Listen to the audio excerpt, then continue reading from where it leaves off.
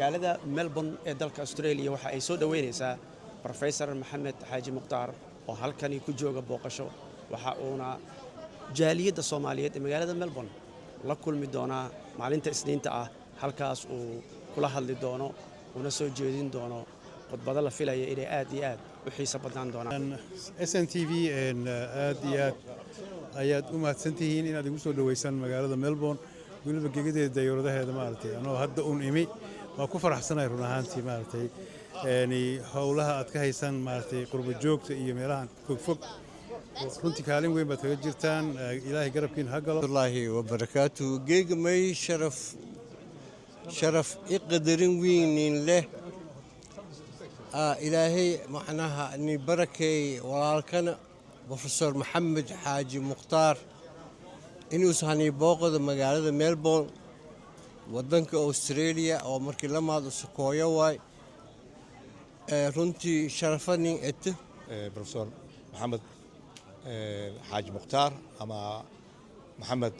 Malaaq Mukhtaar Malaaq ku soo dhaw magaalada Melbourne maanta noo ka horeyso wajigaaga laakiin si fiican baan kula soconnaa xagga media taariikhaha iyo Soomaaliya dibeedada aad u dhageysanaa marka maanta adoo live ah hadaan noo timid Melbourne waa tan soo dhaw waa magaalo Soomaaliyeed walaalkana Maxamed Xaaji Mukhtaar yaa dhawaayahayna elboorka ka dhawaayahayna ala kulli xaal marti sharaf leh ka dhawaaw walaalow Melbourne welcome waan ku faraxsanahay inaan noo timaado waxaad noo wadaa kayd baan noo wadaayo kaydkan ka dhageysan doonaa insha Allah waxa weeyaan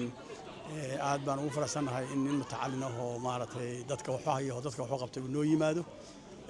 soo dhawow si fiican baan ku soo dhaweynaynaa insha Allah aqoonyahan Maxamed Xaaji Mukhtaar waa aqoonyahan ku takhasusay taariikhda dalka Soomaaliya midda Afrika bariga dhexe iyo dalalka Carabta waxa uu ku hadlaa luqado dhowr ah haatanna waa bara ka tirsan jaamacadda Savannah ee gobolka Georgia ee dalka Mareykanka kulanka Soomaalida magaalada Melbourne uu kula yeelan doono ayaa noqon doona mid aad u xiiso badan qaar ka mid ah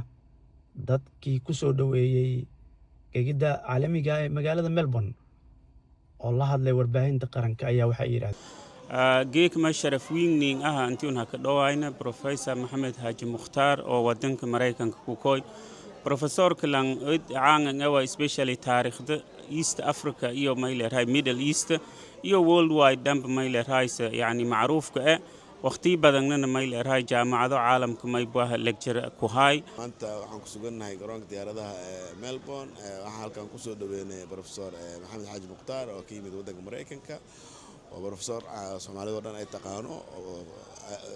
ku takhasusay arrimaha Soomaaliya taariikhdeeda iyo Afrika waxaan joognaa airportka Melbourne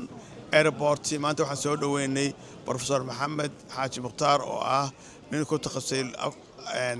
taariikhda Soomaaliya iyo Afrikaba oo America jaamacad wax ka dhiga macalinka hadda kor noo yimid baan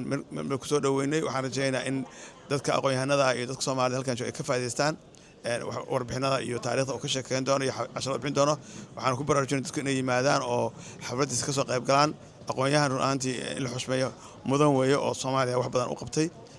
taariikhda Soomaaliya cilmi aqoon badan u leh wax badan og insha Allah waxaan rajaynayaa aan kala harno dhaxalka uu noo wado warbaahinta qaranka way idin soo gudbin doontaa kulamada iyo khudbadaha uu ka jeedin doono inta uu joogo halkan Professorka Ibrahim Daawud Ibrahim Ba warbaahinta qaranka magaalada Melbourne ee dalka Australia